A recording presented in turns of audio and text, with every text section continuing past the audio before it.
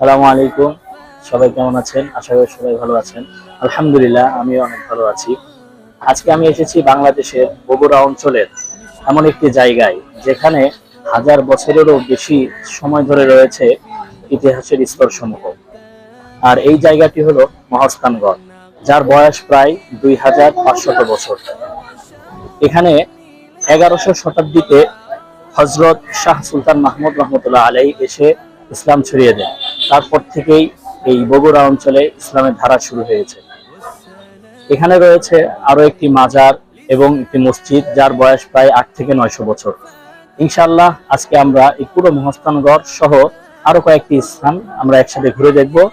সুতরাং আপনারা আমাদের সাথেই থাকুন ভিডিও শেষ পর্যন্ত। ধন্যবাদ।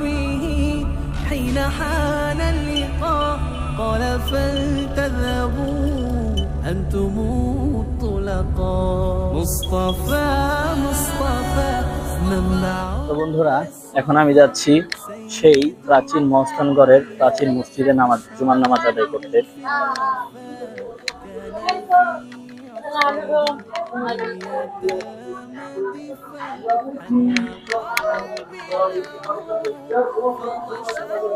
এটাই হলো মহাস্থানগড়ের সেই প্রাচীন মসজিদ, যার বয়স 8 থেকে 900 বছর।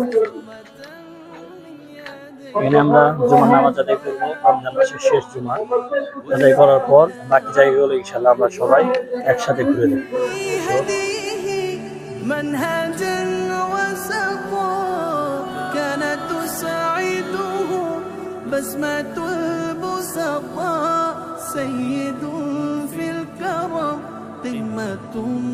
في العطاء مصطفى مصطفى منبع للصفا তো বন্ধুরা, জুমার নামাজ আদায় করে আমরা আরো একটি স্থান দেখার জন্য রওনা হলাম।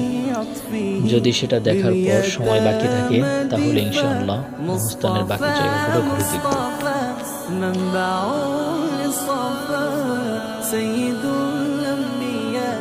مشعل في الوفاء كان في عطفه لليتامى دفاع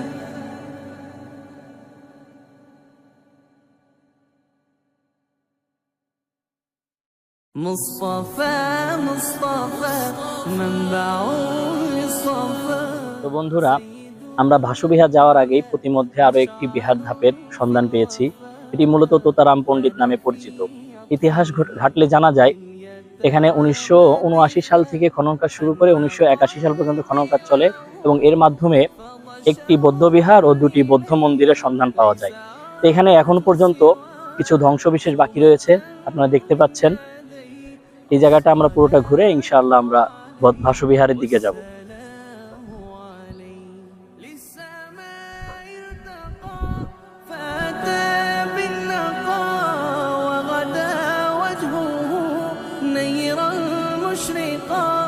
كان من عفوه حين حان اللقاء قال فلتذهبوا أنتم الطلقاء مصطفى مصطفى منبع للصفا سيد الأنبياء مشعل في الوفاء كان في عطفه لليتامى دفاع حن قلبي له فضى شوقا إليه ليس أرجو سواه। অবশেষে আমরা আমাদের সেই কাঙ্ক্ষিত স্থান ভাসুবিহারে এসে পৌঁছেছি। এটা মূলত মহাস্থানগড় থেকে মাত্র 6 কিলোমিটার দূরে বগুড়ার শিবগঞ্জ উপজেলায় অবস্থিত একটি ঐতিহাসিক প্রাণকেন্দ্র। ইতিহাস থেকে জানা যায় এই ভাসুবিহার নির্মিত হয়েছিল 8ম শতাব্দীর পাল যুগে। এটি মূলত ছিল বৌদ্ধ ভিক্ষুদের একটি বসবাস ও একটি শিক্ষা কেন্দ্র।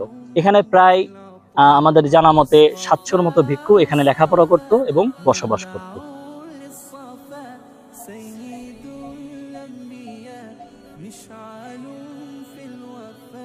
অনেকে মনে করে থাকে এখানে সম্রাট অশোক একটি মন্দির নির্মাণ করেছিল।